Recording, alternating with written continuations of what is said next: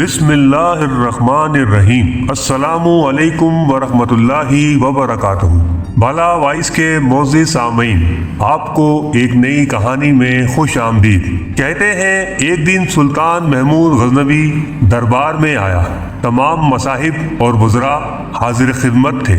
تخت پر تشریف فرما ہونے کے بعد محمود غزنوی نے اپنے شاہی چوغے میں سے ایک بیش قیمت موتی نکالا اور وزیر اعظم کے روبرو کرتے ہوئے کہا، آپ کے خیال میں اس موتی کے کیا دام ہوں گے؟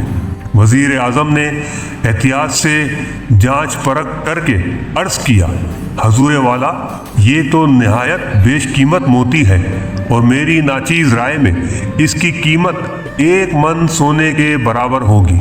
بہت خوب، سلطان نے کہا، ہمارا بھی یہی قیاس تھا۔ اچھا، اب ہم حکم صادر فرماتے ہیں کہ اس بیش قیمت موتی کو توڑ ڈالیے۔ وزیر اعظم نے عالم حیرت میں سلطان کی جانب دیکھا اور 10 بستہ عرض ہو کر بولا، جہاں پناہ، یہ آپ کیا فرما رہے ہیں؟ میں اس قیمتی موتی کو توڑنے کا تصور بھی نہیں کر سکتا۔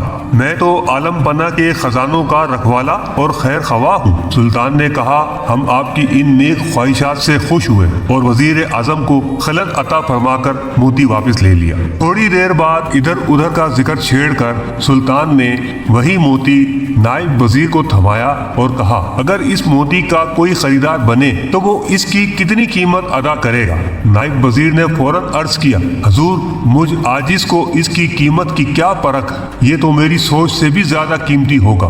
حکم ملا، اچھا تو پھر اسے توڑ ڈالو۔ عالم پناہ ایسے بیش قیمت موتی کو کیوں توڑوا رہے ہیں؟ یہ تو لاسانی ہے، ذرا اس کی شان و شوکت اور آب و تاب تو ملاحظہ فرمائیے۔ سورج کی روشنی اس کے سامنے دکھائی نہیں دیتی ہے، میں اور میرا ہاتھ اسے زخم پہنچانے کا حوصلہ کر ہی نہیں سکتے۔ یوں بھی میں خزانے کا نگہبان ہوں، اس کا دشمن تو نہیں۔ اللہ آپ کے مال و منال میں اضافہ کرے، میں آپ کو کیسے نقصان پہنچا سکتا ہوں؟ سلطان نے نائب وزیر کو بھی انعامات عطا کیے اور اس کی سمجھ بوجھ کا معترف ہوا۔ پھر چند لمحوں بعد وہی موتی امیر الامراء کے سامنے رکھا اور اسے توڑنے کا حکم دیا۔ اس نے بھی حسب حال معذرت پیش کی اور خلعت اور انعام حاصل کیا۔ بادشاہ جیسے جیسے درباریوں کی تعریف کر کے ان کے منصب و مرتبے میں اضافہ کرتا گیا، ویسے ویسے وہ کم تر درجے کے لوگ سیدھے راستے کو نہ پہچان کر اندھے کنویں میں گرتے گئے۔ وزیر اعظم کے نقش قدم پر چلتے ہوئے تمام وزراء اور امراء نے اپنے آپ کو بادشاہ کا بڑھ چڑھ کر خیر خواہ ثابت کر کے انعام و کرام پائے۔ بے شک تکلیف اس دنیا کا ایک ستون ہے، لیکن آزمائش کے لمحات میں جو لوگ اپنی انفرادیت قائم نہیں رکھتے وہ ذلیل اور رسوا ہو جاتے ہیں۔ آہستہ آہستہ جب سلطان نے دربار کے تمام امراء و وزراء کی آزمائش کر ڈالی، آخر میں سلطان نے وہ موتی ایاز کو دیا اور فرمایا، اے پرکھ رکھنے والے، اب تیرا مشورہ باقی ہے، بتا اس موتی کے کیا دام ہوں گے؟ ایاز نے عرض کیا، عالم پناہ، میرا ہر اندازہ اس موتی کی قیمت سے کہیں کم ہوگا۔ سلطان نے کہا، اچھا یہ بات ہے تو ہمارا حکم ہے، تو اسے توڑ ڈال۔ ایاز نے آؤ دیکھا نہ تاؤ اس موتی کو ایک پتھر سے توڑ ڈالا۔ موتی کی حیثیت ہی کیا تھی، پتھر کی ایک ضرب سے ریزہ ریزہ ہو گیا۔ وہ غلام دراصل اپنے آقا کی ان آزمائشوں کے طریقوں سے واقف تھا، اس لیے کسی انعام یا لالچ کے دھوکے میں نہ آیا، بلکہ اپنے مالک کا حکم اس کے لیے پہلی ترجیح تھا، اس لیے اس نے بلا چوں چرا اس پر عمل کر ڈالا۔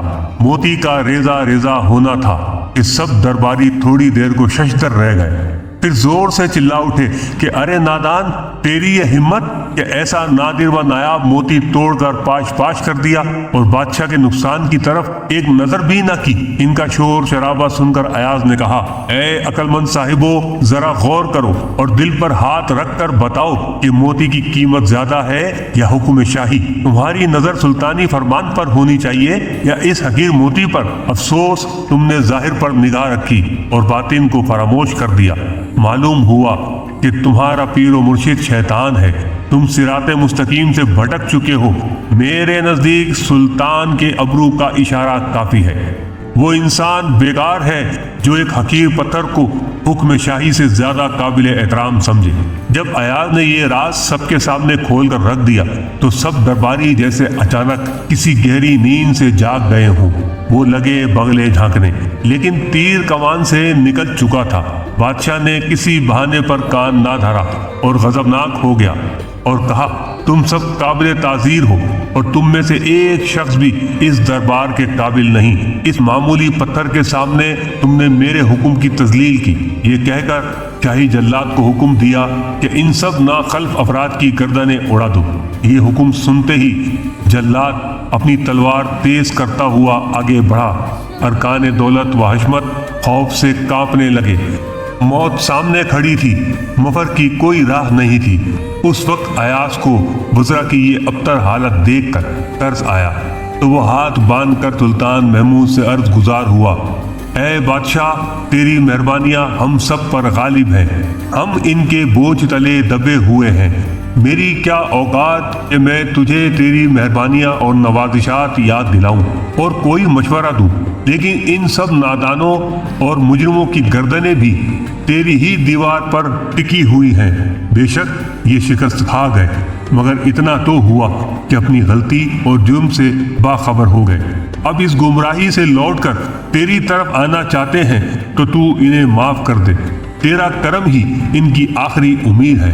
محمود نے ایاز کی سفارش کو قبولیت بخشی اور ان خطا کاروں کو معافی دے دی۔ معزز سامعین، درود شریف پڑھ لیں۔ صلی اللہ علیہ وآلہ وسلم۔